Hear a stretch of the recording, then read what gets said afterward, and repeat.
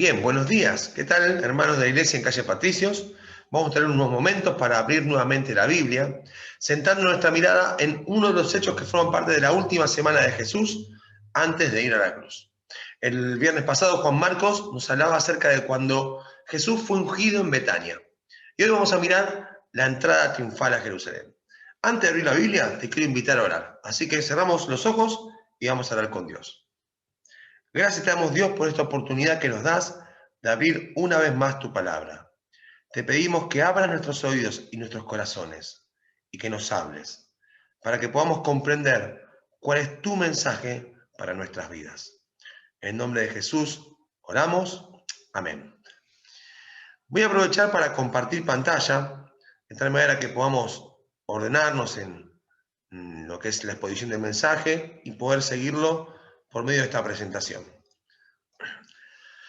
Así que ahora todos deben estar viendo lo que aparece también en mi pantalla y el título de la situación que estamos contemplando es la entrada triunfal a Jerusalén.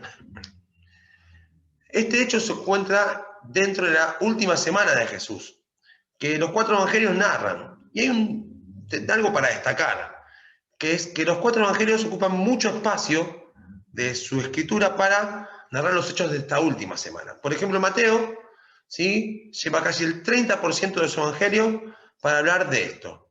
¿Sí? 8 de sus 28 capítulos utiliza Mateo. Marcos usa un 37,5% de su evangelio, 6 de 16 capítulos. Lucas usa un 25%, es el que menos utiliza, pero también usa bastante para narrar acerca de todo lo que tenemos de los 3 años de Jesús, ¿sí?, narrado en los evangelios. Bueno, el 25% para hablar de la última semana. Y Juan es el que más, ¿sí?, utiliza para hablarnos de esta semana, que es casi un 43% de lo que escribió. Y esta entrada triunfal particularmente se encuentra narrada en los 4 evangelios. Hay hechos que no narra solamente Juan, otros que aparecen en los 3 evangelios sinópticos es Mateo, Marcos y Lucas, o algunos por ahí en un evangelio de manera individual. Pero la entrada triunfal aparece en los 4. Y esto es también destacable, como un hecho del cual no podemos quitar nuestra atención.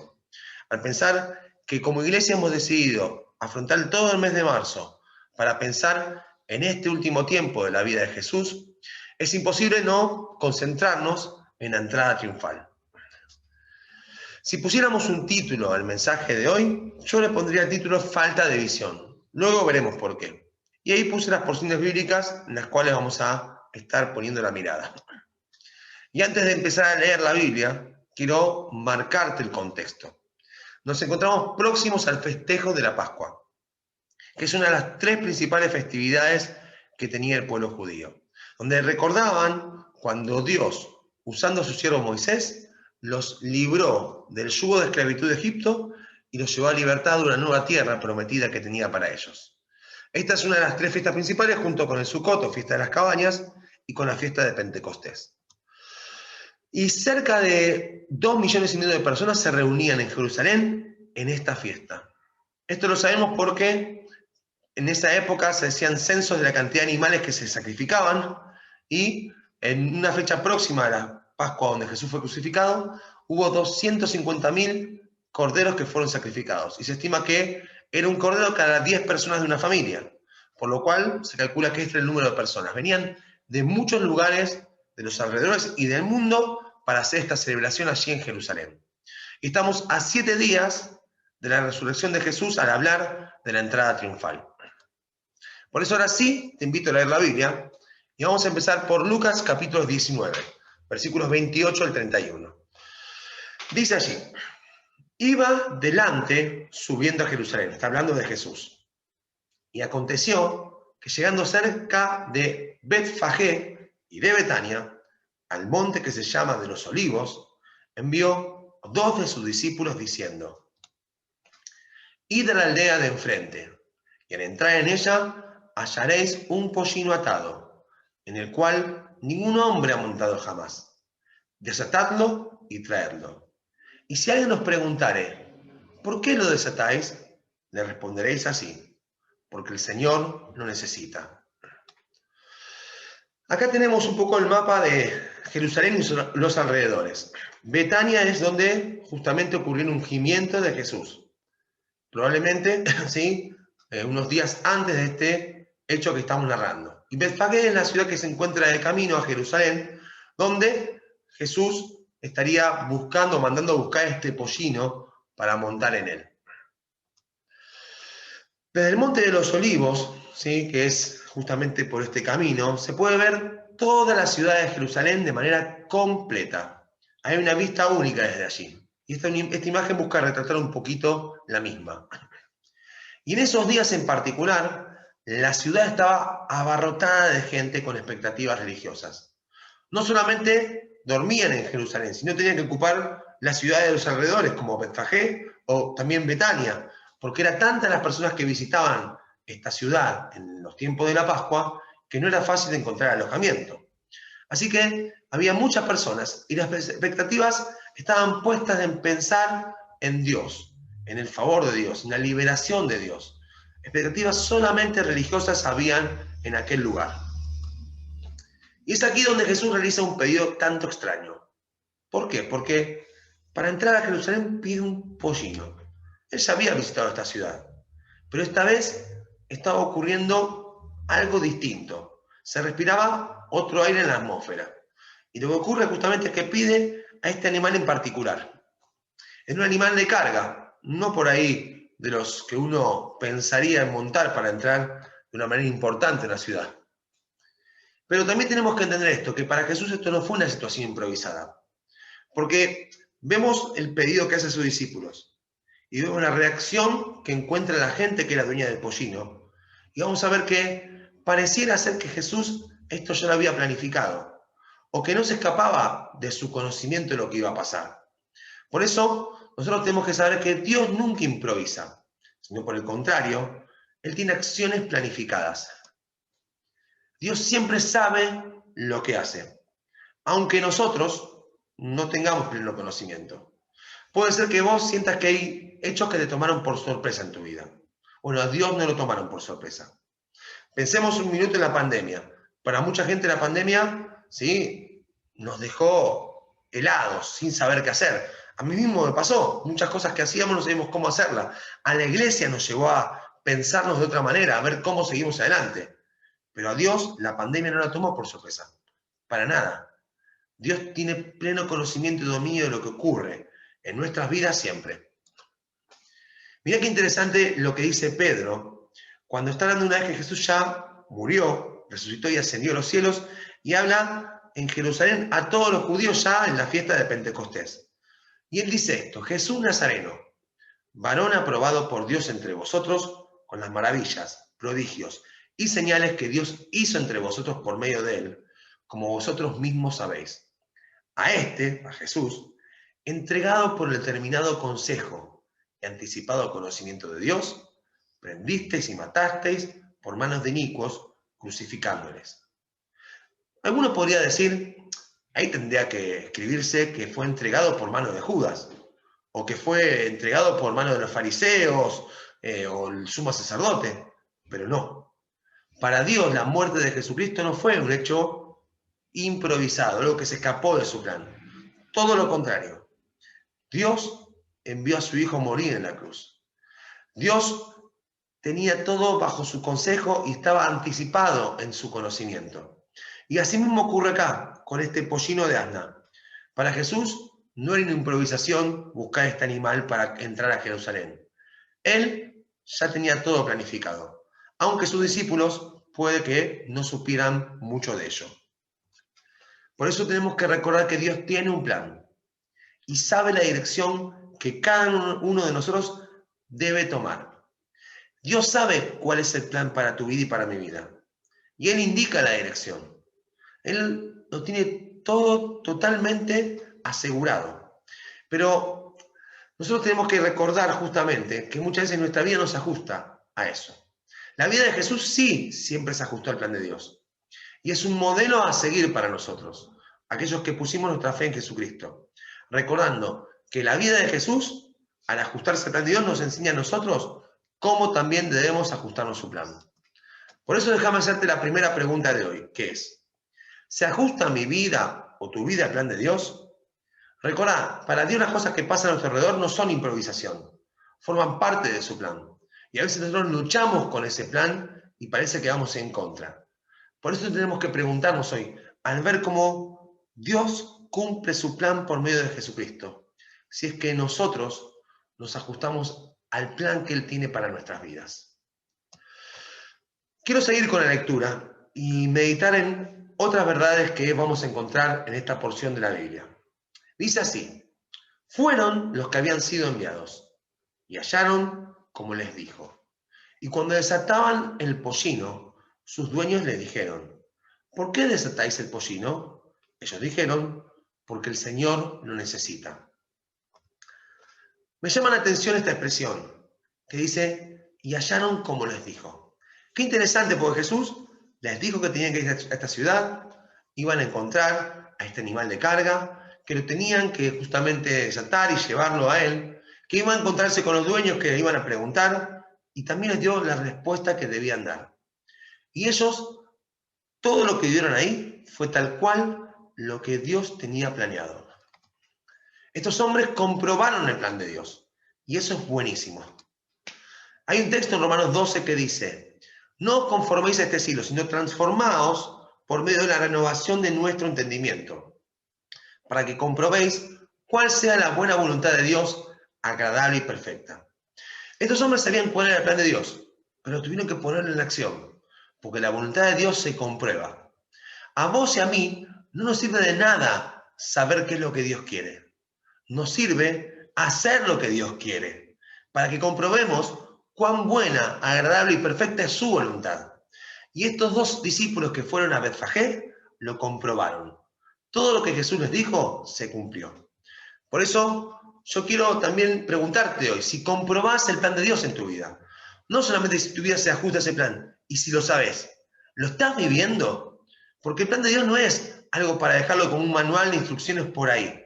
Es algo que Dios quiere que se lleve adelante en tu vida, que se ejecute. Y de esa manera vos compruebes cuán bueno es el plan de Dios. Yo necesito comprobar el plan de Dios, y vos también. Vamos a pensar realmente, porque de nada nos sirve saber acerca del plan de Dios si no lo vivimos. La voluntad de Dios tenemos que saber que se comprueba.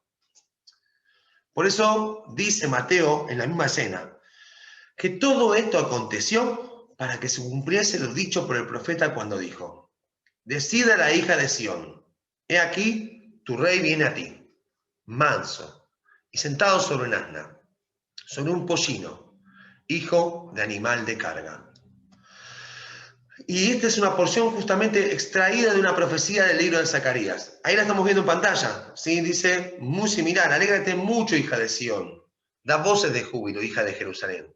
He aquí tu rey vendrá a ti, justo y salvador, humilde y cabalgando sobre un asno, sobre un pollino de asna. Mateo dice que todo esto estaba aconteciendo para que se cumpla la voluntad de Dios. Y es asombroso, porque la voluntad de Dios siempre se va a cumplir. Quieras vos o no, vos y yo, sumarnos a su plan, Dios va a ejecutar su plan. Y la historia nos muestra eso. Tenemos que aprender de que el plan de Dios es lo mejor que puede pasar en nuestra vida y tenemos que acomodarnos a él. Por eso la pregunta no es si el plan de Dios se va a cumplir o no. La pregunta es, ¿estoy viviendo yo en la voluntad de Dios? Porque Dios siempre va a cumplir su plan, como ocurrió aquí. ¿Sí? Literalmente lo que Zacarías dijo, Jesús estaba comprobándolo, y sus discípulos también, al tomar ese pollino de asna y entrar montado en él a Jerusalén. Jerusalén era una ciudad grande y estaba llena de gente. Y uno puede decir, bueno, Jesús manejó el tema del pollino para cumplir la profecía, pero ¿podía manejar a las multitudes a que estén gozándose y alabándole al entrar allí? Ciertamente no. Eso es lo que demuestra que Dios está cumpliendo su plan, que Jesús está sujeto a su plan y que todo el resto de las personas también fueron movilizadas en esa hora a adorar al gran rey que ingresaba a Jerusalén. Por eso dice, tu rey viene a ti manso y sentado sobre un asna, sobre un pollino. En la antigüedad, cuando un rey se acercaba a una ciudad, si se acercaba con un caballo, era señal de guerra. Pero ingresar montado en un asno era señal de paz. Es decir, la entrada de Jesús a Jerusalén era un símbolo de la paz que Dios estaba viniendo a traer por medio de Jesucristo. Era una señal clara de lo que Dios quería para esta ciudad. Era esta señal que también Dios quiere para nosotros hoy. Dios quiere traer a tu vida, a mi vida, paz cuando viene. No quiere venir en ímpetu de guerra. Quiere venir en son de paz. Hay un dicho que tenían los judíos que es que desde los días de Salomón, el reinado donde hubo mayor paz, ningún rey había cabalgado un asno. Pero hoy Jesús nos enseña que cuando él entró a Jerusalén, cabalgó un asno, mostrándonos la paz que viene a traer, una verdadera y completa paz. Por eso Jesús estaba entrando en una ciudad que era hostil hacia él, donde las autoridades le odiaban y se habían jurado a sí mismo eliminarlo. Pero él no fue a atacarles, no fue a guerrear a las autoridades. Él se subió a un pollino de asna, manso, humilde, y cabalgando este pollino, entró allí declarando paz. Y esto mismo tenemos que aprender nosotros. A veces nos ponemos en esta misma situación de hostilidad contra Dios y pensamos que Dios está en contra nuestro. ¿Sabes qué? No. Puede ser que vos y yo nos levantemos en contra de Dios, pero Dios se acerca a nosotros con otro sentir, con el sentir de traer verdadera paz. A pesar de esto, ¿sí? A pesar de estas reacciones que podemos tener las personas, tenemos que recordar cuál es la forma en la cual Jesús se acerca a nosotros. Por eso quiero preguntarte, ¿cuál es tu relación con Dios también? Porque por ahí tu vida no se ajusta a la voluntad de Dios. Te das dando cuenta de que Dios quiere hacer algo y vos vas por otro lado. Y de repente eso muestra y deja en claro, en evidencia, cómo tu relación con Dios no existe. Cómo confrontás todo el tiempo con Él. Cómo luchás con su voluntad. Cuando Dios quiere que no luches más.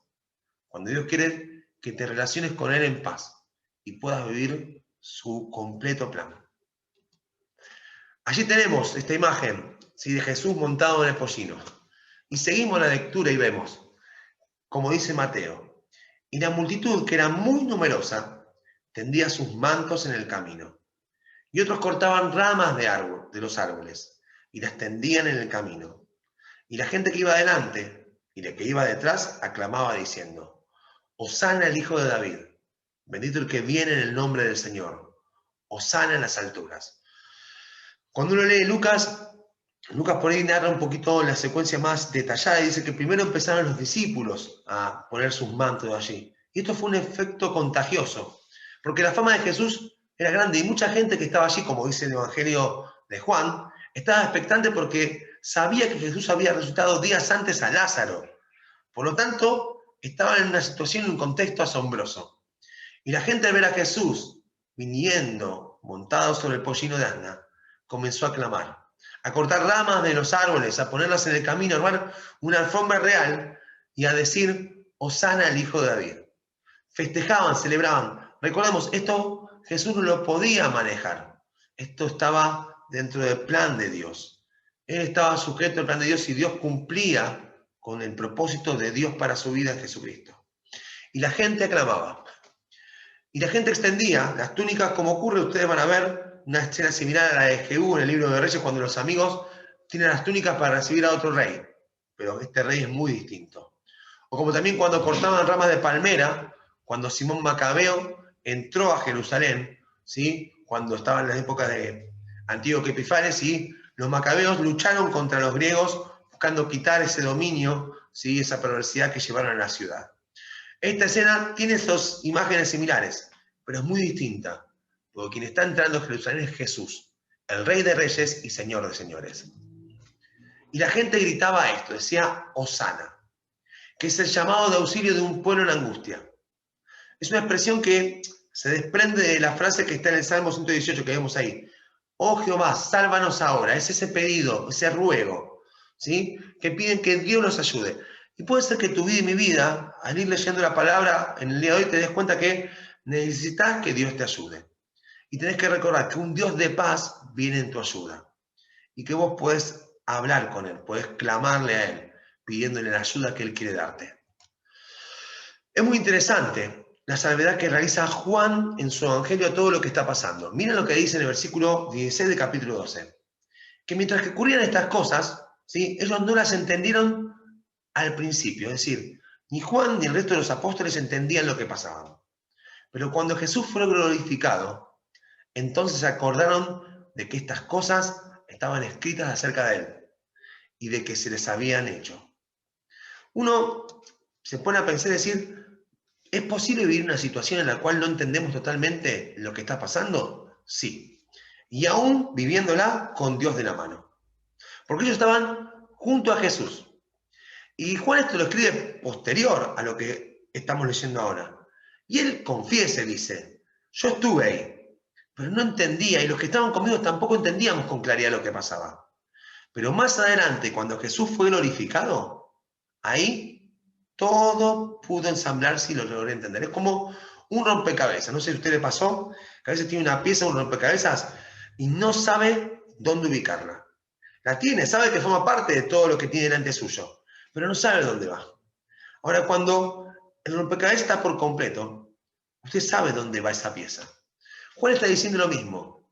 Yo veía esa escena, estaba asombrado, cantaba con la gente, tiraba mi manto, podía tener ahí alguna hoja de palma y tirar al camino, pero no entendía por completo lo que pasaba. Y esto también nos deja una lección, porque a veces nosotros no entendemos todo lo que Dios nos hace vivir hoy. Por ahí hay cosas que nos han tocado vivir que nos desagradan, nos molestan, otras que nos sorprenden o que nos dejan sin palabra y no terminamos de comprender su plan.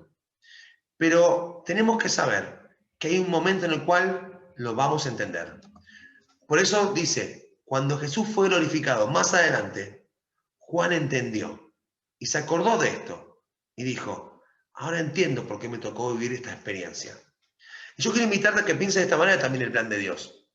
Porque tenés que preguntarte, ¿qué necesitamos para comprender el plan de Dios? Para entender que hoy Dios quiere hacer cosas con nosotros, aún con las dificultades que nos tocan, con los problemas, con las pruebas, con las cosas buenas, con los dolores, con las alegrías. Todo eso que estoy viviendo, ¿sí? ¿Cómo puedo comprender si Dios está obrando ahí? ¿Cómo voy a llegar a darme cuenta que eso fue parte de su plan y cómo yo me acomodé o no a él? Para eso yo necesito comprender, ¿sí?, a un Dios que está glorificado. Tengo que recuperar la visión. Por eso Juan dice, cuando yo lo vi a Jesús glorificado, entendí todas las partes. Por ahí, en ese momento no. Pero necesitamos recuperar la visión correcta de Jesús para entender lo que nos toca vivir hoy. A veces no entendemos el presente porque no miramos al cielo. Los que estamos cerca de Jesús podemos tener falta de visión también. No nos engañemos, decimos, yo voy a una iglesia, me congrego, oro, leo la Biblia, pero no tenés preguntas de que hay cosas que no entendés. A mí me pasa. Digo, ¿por qué tengo que vivir esto? No lo entiendo. Y a veces lo que necesito es, en esos momentos de dificultad, levantar mis ojos al cielo para ver a Jesús glorificado, ya habiendo pasado por la cruz, venciendo la muerte, ascendido al cielo, y mostrando que está sentado a la derecha de Dios. Y lo veo ahí y digo, Dios tiene control. Dios no perdió el control sobre mi vida. Yo necesito recuperar la visión siempre. Necesitamos levantar los ojos al cielo siempre. Necesitamos verle a Él triunfante. Verle a Él que viene en paz, pero que después de pasar por todo lo que va a ocurrir en los días siguientes que aparecen narrados en los evangelios, Él triunfa sobre la muerte y después asciende al cielo. Y conocer a Jesús glorificado es lo que clarifica mi visión. Yo puedo ver mejor cuando veo que Él triunfó. Y eso es una realidad la cual necesitamos todos los días los hijos de Dios. Pero miren qué interesante, porque así como los discípulos, Juan confiesa su realidad, hubo otra gente que estaba allí, dice que cuando iba Jesús avanzando en el camino, ocurrió lo siguiente. Entonces, algunos de los fariseos, de entre la multitud, le dijeron, Maestro, reprende a tus discípulos. Él respondiendo les dijo, os digo que si estos callaran, las piedras clamarían. Hubo otras personas que tampoco tenían visión. No andaban junto a Jesús, estaban en contra y también necesitaban adquirir visión, eran los fariseos. Podemos también no andar con Jesús como estos hombres, por lo que al no hacer foco en Él, luchamos contra su voluntad y nos oponemos. Como hicieron ellos ahí, decían, callar a multitud, no tenés que dejarlos hablar así. Y Jesús decía, si ellos se callan, las piedras van a hablar. Por eso, para terminar esta historia, me gustaría que pensemos justamente en qué estamos haciendo foco. Porque Jesús termina hablando de eso. Dice, y cuando llegó cerca de la ciudad, ¿sí? Iba bajando del Monte de los Olivos, al verla, lloró sobre ella diciendo. Y ahí encontramos otra situación complicada. ¿Por qué? Es un momento de alegría, la gente festeja, canta, alaba a Dios. Y lo vemos a Jesús llorar al ver la ciudad. Y la pregunta que me hago y que quiero que te hagas es ¿por qué? ¿Por qué Jesús llora en este momento tan especial? Dice así, Lucas 19. Jesús tomó estas palabras, dijo, oh, si también tú conocieses, a lo menos este tu día, los que es para tu paz, mas ahora está encubierto de tus ojos. Jesús está hablando a Jerusalén y decía, si pudieras conocer lo que está pasando hoy, que yo vengo en paz, en este día, ¿sí? ¿Qué es lo que mejor te puede pasar? Pero no te das cuenta. Estás mirando para otro lado, Jerusalén. Estás desatendiendo esta situación. Que Dios se acercó en paz a buscar una relación contigo. Y dice, porque vendrán días más adelante, dice a Jerusalén, sobre ti, cuando tus enemigos te rodearán con vallado y te sitiarán, y por todas partes te estrecharán, y te derribarán a tierra, y a tus hijos dentro de ti, y no dejarán de ti piedra sobre piedra, por cuanto no conociste el tiempo de tu visitación.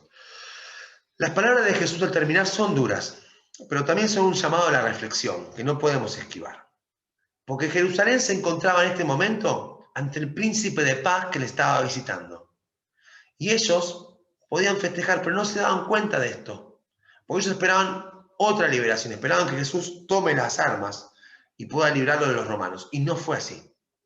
Jesús se acercaba a hacer la paz con el hombre, al ir a la cruz para morir por sus pecados. Y Jerusalén cerró el oído esos, y fue de aquellos que se levantaron y le llevaron a la cruz, los judíos mismos, mostrando lo que toda la humanidad hacemos con Dios, le rechazamos. Y Jesús le dijo, tengan atención porque este es el día de la oportunidad. Más adelante, la realidad de Jerusalén cambió.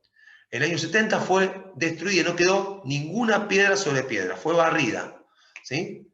Y ellos no conocieron el tiempo de la visitación de Dios.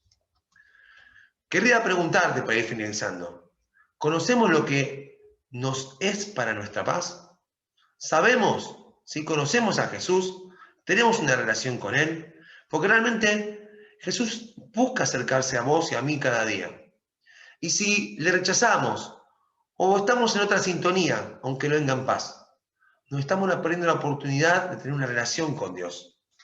Entendemos que en el día de hoy Dios nos da una oportunidad, no mañana. Hoy Dios te da la oportunidad de reconciliarte con Él, de vivir esta relación única con Jesucristo. Porque a veces pensamos que podemos postergarla. Pero si Dios te habla hoy y entendés que Dios viene en visita a tu vida y trae paz a tu vida, ¿por qué le vas a rechazar? ¿Por qué vas a seguir ignorándole? ¿Dónde estás poniendo tu mirada? ¿Dónde la pongo yo hoy? Yo necesito poner mi mirada en las cosas de Dios. Y espero que vos puedas hacer lo mismo hoy también. Me gustaría terminar con esta porción también del Evangelio de Lucas, tiempo después de que Jesús fue glorificado. Allí dice que había dos hombres junto al camino caminando con Jesús y no le reconocían. Pero un momento en el cual, escuchando lo que Jesús hablaba a sus corazones por medio de la Biblia, dice así, entonces les fueron abiertos los ojos y le reconocieron. Necesitamos escuchar la voz de Dios. Necesitamos abrir la Biblia. Necesitas congregarte con la iglesia. Necesitamos estar juntos en comunión y escuchar su voz. Necesitas tener una relación personal con Jesucristo. Él murió en la cruz por tus pecados y mis pecados. Y resucitó el tercer día para que tengamos nueva vida y encontremos la paz que vino a traernos.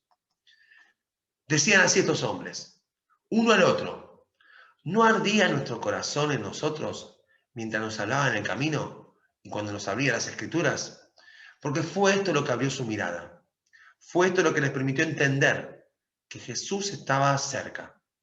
Y hoy esperamos que vos también puedas entender esta verdad, que Jesús se acerca a ti, que Él va hacia vos, no vos hacia Él, de que Él caminó trayendo paz a tu vida, ofreciéndote esa paz que solamente puede darte y que solamente te queda recibirla. Quiero invitarte a que pongas tu fe en Jesucristo. Por un lado, si no lo conoces, que pongas tu fe para poder encontrar esa paz salvadora que Jesús vino a ofrecer. Y si sos hijo de Dios y tu mirada se desenfocó, que puedas levantar los ojos al cielo y escuchar todos los días lo que dice su palabra. Y en oración relacionarte con Él para conseguir esa paz que necesitamos a diario para andar hoy aquí. Te quiero dejar un saludo grande diciendo que Dios bendiga su palabra y bendiga tu vida a través de ella. Vamos a saludarnos y vamos a orar para terminar. Gracias, Dios, te damos por abrir hoy tu palabra y por encontrarnos con un Dios que viene a nosotros en paz. Que puedas tocar nuestros corazones y que nuestros oídos se abran, nuestros corazones también, para recibir tu palabra y para encontrarnos contigo a diario y caminar junto a ti aquí hasta que vengas a buscarnos. En nombre de Jesús oramos. Amén. Te saludamos, que Dios te bendiga y nos estamos viendo pronto en la próxima reunión. Chau, chau. La vida se puede ver como es en verdad, una visión celestial de todo lo terrenal. Toda la historia se ve a la luz de la eternidad. Quiero fijar mis ojos mucho más allá de lo que puedo ver. Miles de páginas me sirven de ventana para andar por fe. Mi Dios está en su trono y lo gobierna todo. Puedo yo confiar, pues soberano es Él. Pueden subir las aguas, firme está mi alma cuando puedo ver.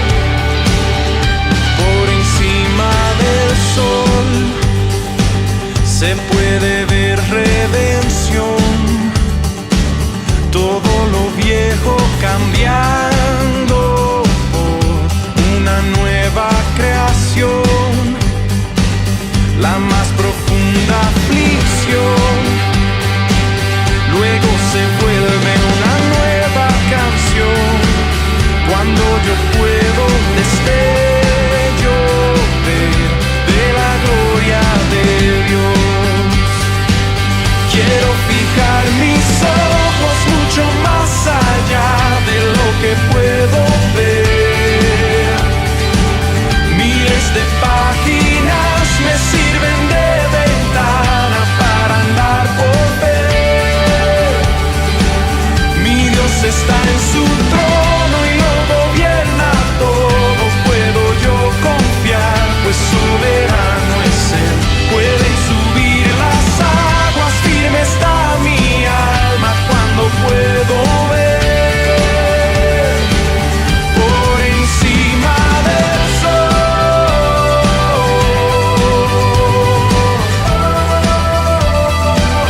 por encima del sol.